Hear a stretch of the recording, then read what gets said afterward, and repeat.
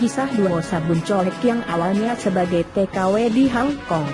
Grup duo dangdut duo Sabun Colek baru terbentuk pada awal 2013. Diakui oleh salah seorang personelnya, Dina, bahwa sebelumnya ia hanya seorang tenaga kerja wanita, TKW, yang bekerja sebagai asisten rumah tangga di Hong Kong. Sang majikan awalnya tinggal di Indonesia namun harus pindah ke Hong Kong pada 2011. Dina pun diminta oleh sang majikan untuk ikut ke Hong Kong. Ketika itu, Dina sedang menyaksikan konser Wali Hong Kong.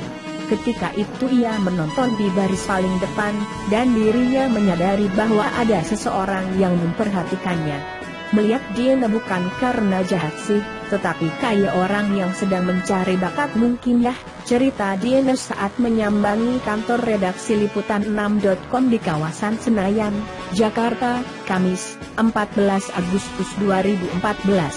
Awalnya Dina masih menaruh curiga terhadap pria tersebut yang ternyata adalah manajer dari grup band Wali, Om Jana, yang saat itu sama istrinya mengejar Dina pas selesai konser lalu kasih kartu nama. Lanjutnya, kepercayaan mulai tumbuh di hati Dina, namun ia tidak langsung mengiyakan keinginan pria yang sekarang menjadi produsernya.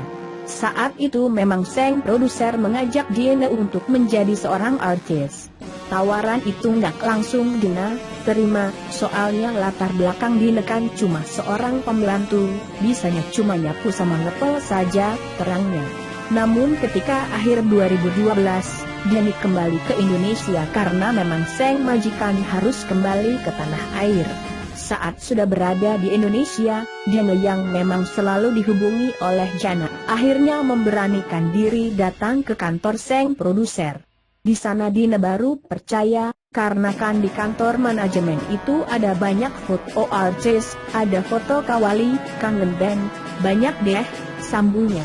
Karena sang produser melihat ada sesuatu di dalam diri Dina yang bisa dijual, maka akhirnya Dina disuruh untuk berakting dan bernyanyi.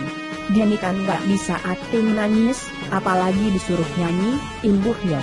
Singkat cerita, akhirnya sang produser yang melihat bahwa dangdut kembali diterima di hati masyarakat, maka Dina diminta berlatih untuk mampu bernyanyi.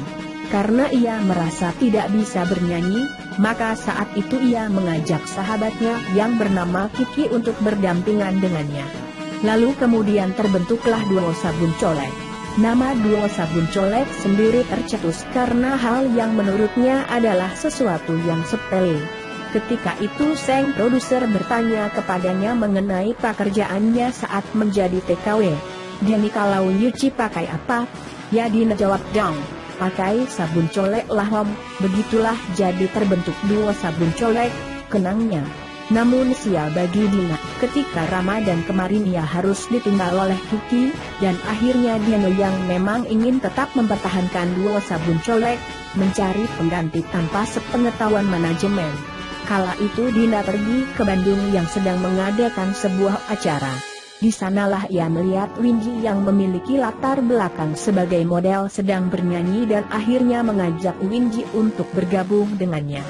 Windy sendiri memanglah seorang penyanyi, namun bukan penyanyi dangdut, melainkan pop. Karena memang melihat pundi-pundi uang ada di dangdut, maka Windy memutuskan untuk belajar dangdut. Waktu itu banyak teman yang ada, tapi Kak Dina malah memilih Windy. Ya sudah, akhirnya Windy mau dan mulai belajar cengkok dangdut, kata Windy. Menurut Dina sendiri, ia memilih Windy karena suaranya yang bagus, dan juga wajah Windy yang cantik bisa menjual di industri hiburan Indonesia. Ketika Dina sudah menetapkan Windy sebagai teman duetnya, Dina pun mengajak Windy ke sang produser dan akhirnya ditetapkanlah Windy sebagai teman duet Dina. Namun tetap saat itu Windy harus menjalani proses penyeleksian terlebih dahulu. Dan Windy pun mampu melewatinya. Dan akhirnya sampai sekarang duo Sabun Colek tetap eksis baik di layar televisi maupun di panggung-panggung. Duo Sabun Colek ini beranggotakan Dina Jazz dan Windy Septia.